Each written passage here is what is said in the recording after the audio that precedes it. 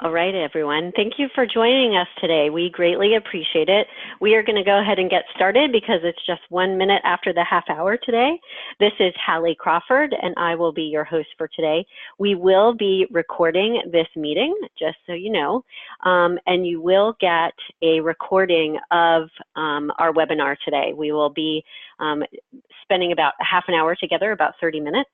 And we are going to be talking about how to make a career change in 2019. So I am Hallie Crawford. I am a certified career coach and the founder of HallieCrawford.com. And one of the first things that I wanted to share with you all as we get started here today is that I understand how painful sometimes and difficult it can feel, even kind of overwhelming, and we can get kind of fearful about making a career change. And the reason why I can understand this is because I had to make my own career change, a very dramatic shift, when I was in my early 20s.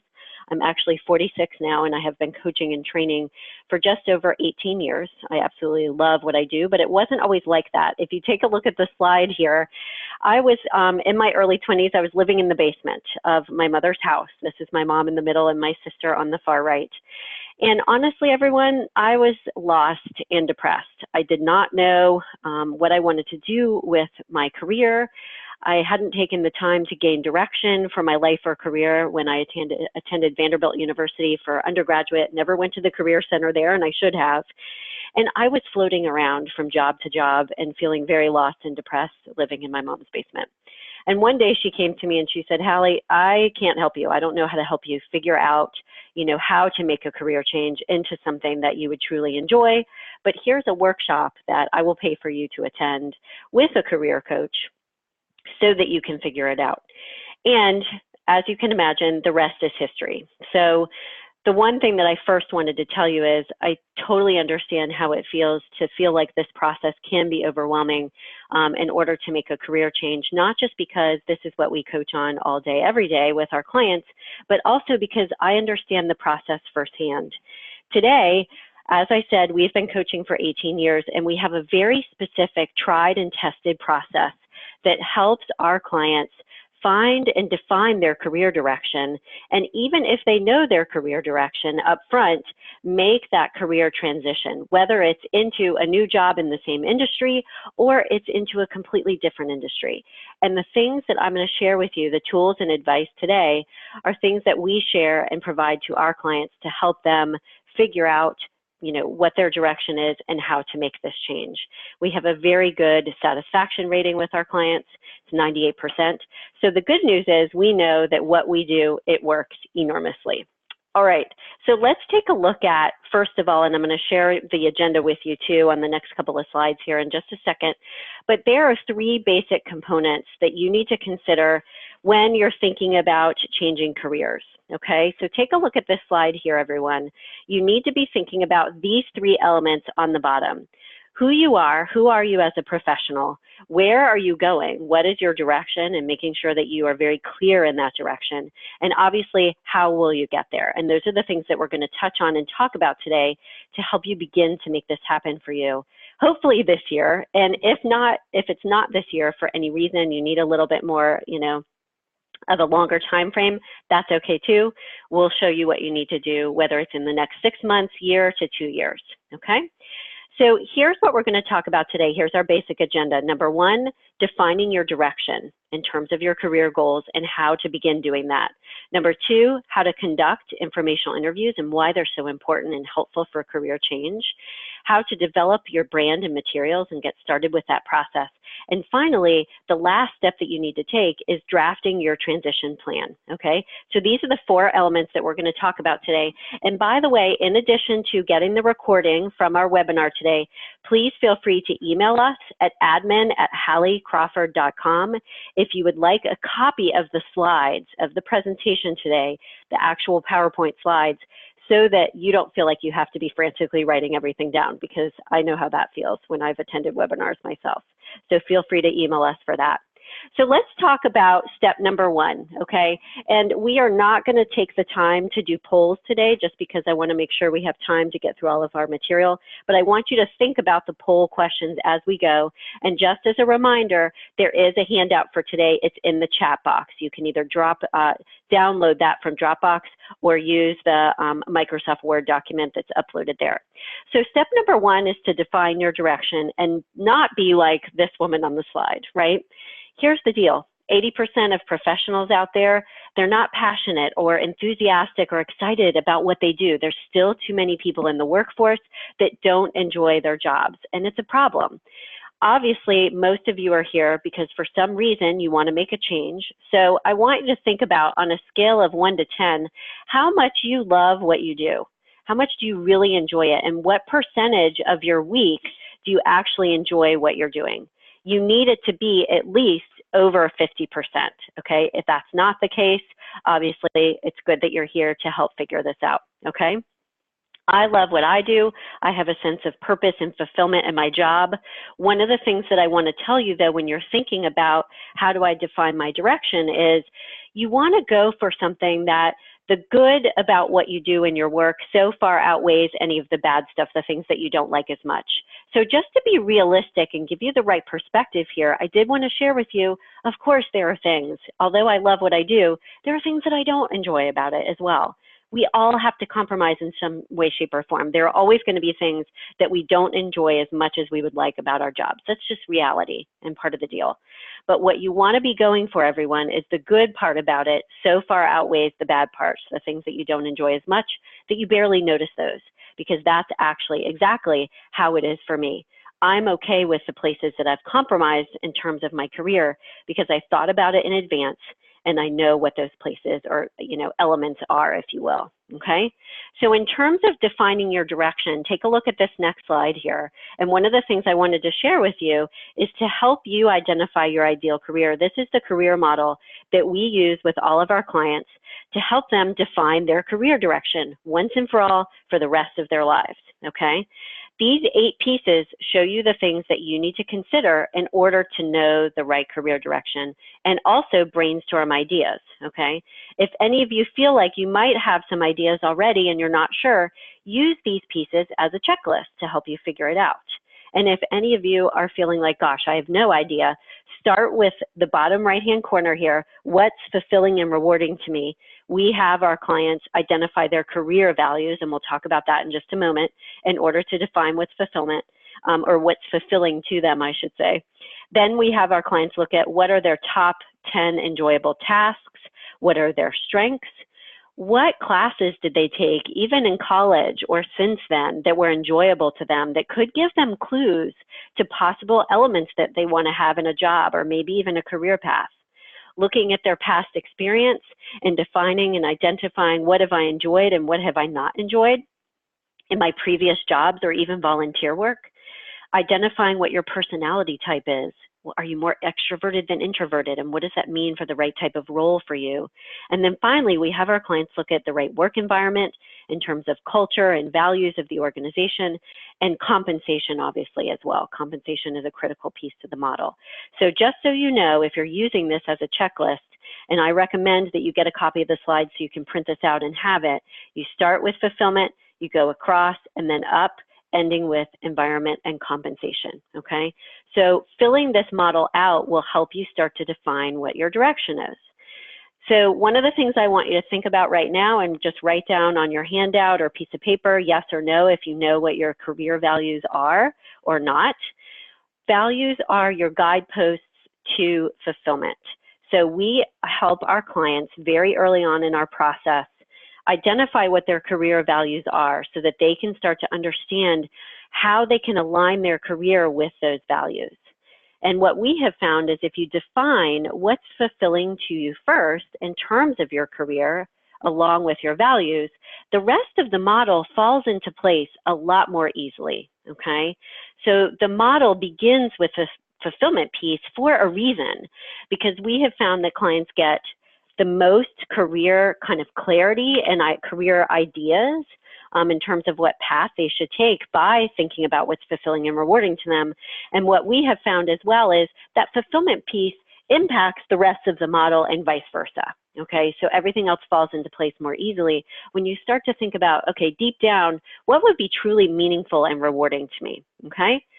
If you feel like you need help defining what your values are, please feel free to email us at admin@halliecrawford.com. We've got a really good, nice values worksheet that will help you define what those career values are. Okay, happy to share that with you. So still on step number 1 in terms of defining your direction, here are some ways that you all can consider in terms of homework assignment and action items after the webinar. So I want you to write down at least one thing that you will do in the next week after attending today. Identifying your career values, different ways to do this is, if you look on the slide here, the second piece, how to define them, think about how you define success for yourself and just journal about that for like 5 minutes and see what comes out. There will be clues to possible career values in there from that journaling exercise. The second thing that you can do is think about a peak experience in your life. What was a moment in time or a period of time in your life that you felt really fulfilled and rewarded? We encourage you to do a personal experience because you can translate those personal values into career values based on what's important to you professionally, okay? And we always do the personal values first with our clients because we want them to really identify values that are true to them as a person versus values, gosh, that they feel like they should have on their list professionally, okay? And the third thing that you can do in order to determine what your career values are is to think about things you can't live without in your life, or even things that drive you nuts. Clues to values can be in those things that drive you nuts. For example, it really bothers me when I see someone litter. I have a value of health and wellness. It's health for myself and my son, but it's also health of the environment. That is one of my personal values, okay? So that is an example of a possible value could be health and wellness. Just so you know, and then we'll go to the next slide here, I personally have another value of risk, and that value of risk shows up in the fact that I'm actually pretty comfortable owning my own business. It also shows up in the fact that I love to snow ski and horseback ride, because for me, those are quote unquote riskier, activities. I don't go skydiving. Someone else might define risk that way, and I get that. But you want to think about what your values are and how you want to align your life with those values as well as your career. And by the way, just as I described, I want you to, if you take a look at this slide here, if you dig into things that you enjoy and hobbies that you have outside of work, everyone, and even dig into the dreams that you may have had as a kid, and I'll explain why there's a mermaid here on this slide in just a second. If you dig underneath those things, there could be clues to possible values and elements in a job that you would like to have. So the mermaid is here because as a kid, I grew up in Florida and we went to Weeki Wachee all the time. And I thought I wanted to be one of their mermaids. I thought that was the coolest thing going. Obviously, being a mermaid isn't the most practical thing for me to do. And, being a career coach is much better. But when I thought about that childhood dream, there's actually elements of my values represented in that. I enjoy and love giving workshops and presentations and webinars like this. There's an element of entertaining there. That's one of my values too. An element of education, because those mermaids at Weeki Wachee, part of that was, educating people about the ocean and those kinds of things too. So that points to the element of, or the value of education for me that's actually still present today. And the last one is the value of risk that I already mentioned. There's some element of risk for them. Yes, they can breathe underwater with the tubes, but you get the point, okay?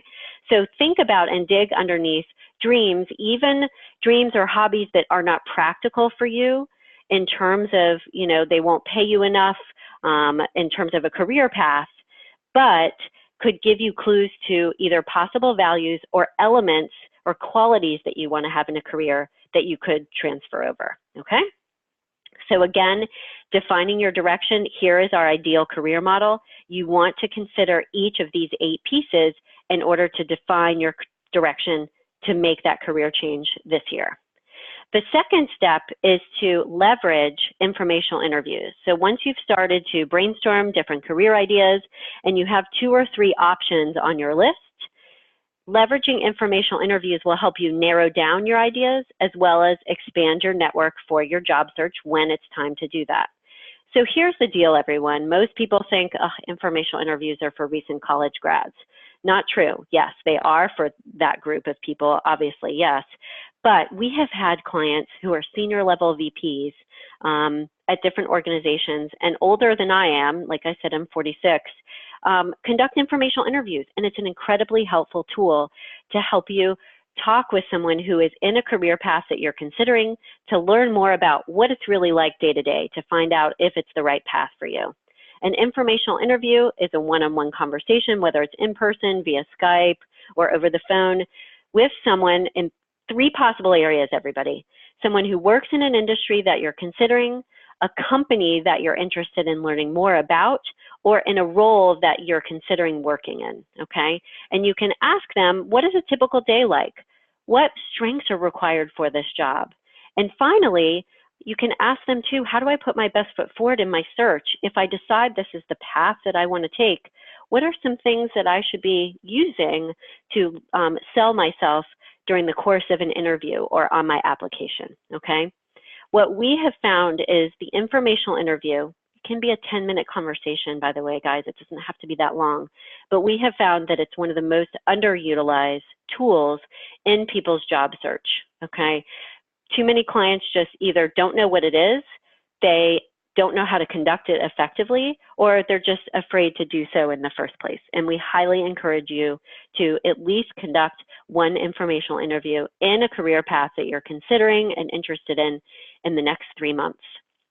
One of the ways to find these warm leads, by the way, is to leverage your existing network, obviously, but your local industry association, attend one of those meetings. And finally, your alumni network can be very helpful for this as well, to find people that you can reach out to who will be more likely to respond to you. If you need additional ideas or advice about anything we've talked about so far or anything else, please don't hesitate to email us at admin@halliecrawford.com. I'd be happy to conduct a free strategy session with you to help you narrow down and give you specific advice on your unique situation. Because obviously the advice we're giving today is kind of across the board for most people. But if you have additional questions, please feel free to ask that way and set that up with me. So I wanted to bring up also the obstacles that we find are the most common for our clients in terms of making a career change, okay?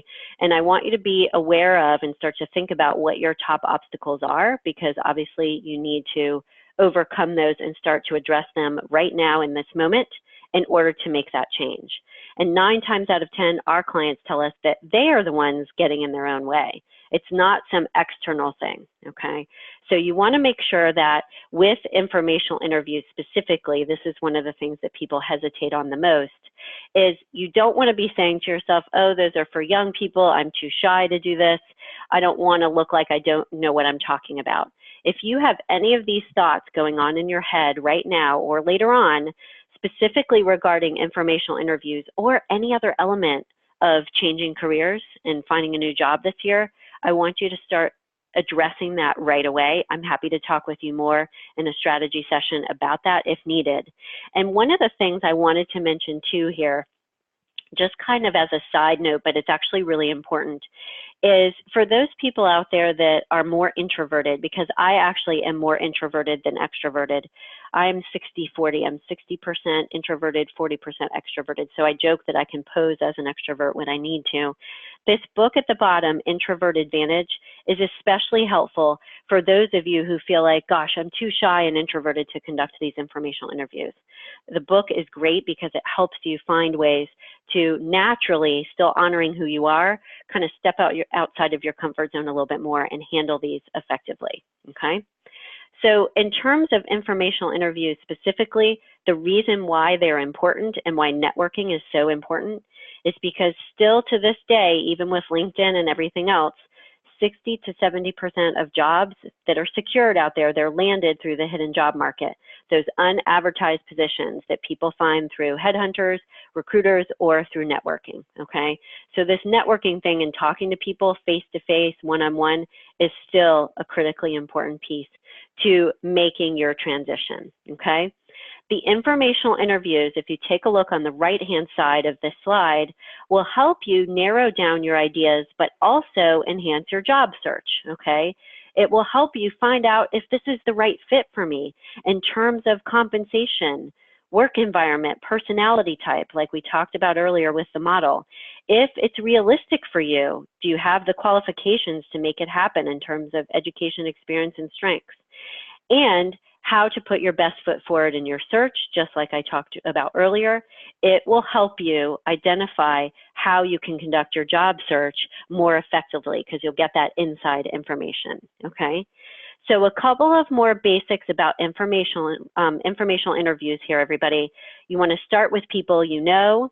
You want to be specific with them about, I'm looking for information from you. I am not looking for you to ask or for you to get me a job. I just want to pick your brain for a few minutes. You want to make sure that you are professional with them. You are mindful of their time. You dress professionally if you're meeting them in person. And then finally, you want to make sure that you follow up with them. Obviously, thank them for your time or for their time. But also, if they introduce you to other people, make sure you keep them apprised of what goes on with those other people. Keep them in the loop, okay? The 5 steps to conducting informational interviews is identify what your connections are and who you want to start with. And I gave you ideas about possible connections you could leverage just a couple minutes ago. You want to set them up and prepare for them, obviously, in advance. Conduct them, stay in touch. And also, by the way, make sure, everyone, that you stay organized and keep track of who you've spoken to, what was said during the course of that informational interview, and who they introduce you to, because you need to make sure that if they come back to you or you talk with them another time, you don't get people confused. You want to know how it went and what was said during the course of the meeting and what follow-up is required as well, okay? So let's talk about and move to step number 3 in the process of changing careers. You need to develop your brand and materials. Once you've defined your direction more clearly, you obviously have to understand what your brand is and how to sell yourself, okay? So the career model can actually help you with this step a little bit as well. You can think about, or the questions I should say that you want to ask yourself are, okay, who am I as a professional? And more specifically, what results do I achieve for other people? Elements to your brand, everyone. These are the pieces that you want to consider, okay? Values, education, experience, all of these pieces on the slide here are the things that you want to consider incorporating into your brand that will help you develop that branding statement so you can sell yourself effectively. So the model helps with this piece as well, okay? One of the other things that I wanted to make sure, because in this day and age it's really critical, is as part of your brand, after you develop your branding statement, make sure that you check your online presence, because 70%, I think even more these days, of employers have turned down candidates because of something they found online that they did not like. So make sure, everyone, that you Google yourself, that you review your Facebook profile, Pinterest, anything else, and obviously review and update your LinkedIn profile as well in advance of preparing for your job search, okay? A couple of things here on this slide about your resume and your LinkedIn profile. I'm not going to read these out to you because you can read them and download the recording or the PowerPoint. But obviously, your cover letter, resume, and profile should represent and communicate your brand effectively. There are some key steps here to revising your resume. You do want to make sure that the formatting is up to date and you use enough white space so that it's visually appealing and makes it easy for them to scan and read. And make sure, by the way, everyone, the summary at the top is more important to have than an objective. You want to have a professional profile or summary of qualifications at the top of your resume that explains exactly to them why they should hire you, okay? And the second piece to your materials is obviously your LinkedIn profile. LinkedIn is critical these days. Your summary at the top, by the way, can be more personal. You can use first person in your LinkedIn profile, whereas you don't on your resume. You want to make sure you have a professional photo, and always make sure, everyone, that you have someone else proofread it, okay? It's too easy for us to kind of gloss over, because we look at it so often, to miss misspellings or grammatical errors. So you want to make sure that a coach or someone else takes a look at it for you. And again, as I said earlier, if you need additional advice on your resume, we do a very quick, affordable resume review package for clients that need it, where we tell you exactly what you need to change on your LinkedIn profile and your resume. Feel free to email us at admin@HallieCrawford.com. I'd be happy to chat with you about that. And finally, in terms of your materials and preparing, you obviously want to develop your elevator pitch. This is a pitch of about 150 words, give or take. Remember with this one that you want it to be memorable and you want it to highlight the results that you achieve for people. It's not just about this is who I am and I'm an accountant or whatever it is. What kind of results do you achieve for your clients and customers, and who are your target, clients and customers as well, okay? And step number 4, our final step here, is to write your transition plan. After you've determined and completed these other steps, you need to set a schedule for, okay, when do I want this to happen, and how often am I going to work on this every single week? We recommend an hour a week at a minimum. Again, it depends on your schedule, but find a time, whether it's a lunch hour every week where you go to Starbucks or whatever it is. You need to set a schedule and you need to stay organized. Make sure that you update your voicemail on your cell phone so that it sounds professional. Make sure that you create a job search email address that sounds professional and has your name in it, and a standard signature that has your LinkedIn profile in it and a tagline that markets you. And make sure too that you take care of yourself during the course of your job search when you begin that piece. If any of you would like a copy of our job search worksheet, just email us, admin@HallieCrawford.com. Happy to share that. Our job search worksheet is incredibly helpful to help you organize your brainstorming of your career ideas, everyone, because it's pre-filled out for you to show you the things you need to be considering and how to brainstorm ideas. And it also helps you stay organized in your search down the line, okay? So here's the deal before we close here for today. And if anyone has questions, please just feel free to email those questions to me at admin@HallieCrawford.com. I'd be happy to answer them after we close today. But I want you to read this quote and identify at least one action step, ideally 2, that you will take in the next week, okay? This quote from Michael Jordan is great. If you're trying to achieve, just remember that there are always going to be roadblocks. Successful people, it's not that they didn't have any obstacles, everybody. It's that they knew how to get and move around them, okay? So you have to figure out how to climb that wall, go through it, or work around it, whatever it is you need to do to make this happen. And the quote I always like to let people know to use that always gets me past uncomfortable situations in my life when I don't feel like taking that risk, or I want to just stay in my comfort zone, is remember, everyone, the greatest risk in life is not taking one. Step out of your comfort zone, conduct these informational interviews, review the career model, write down whatever action step you can take in the next week that's reasonable, realistic for you, practical and tangible, so that you will make this happen. All right, so we are just a minute before the hour.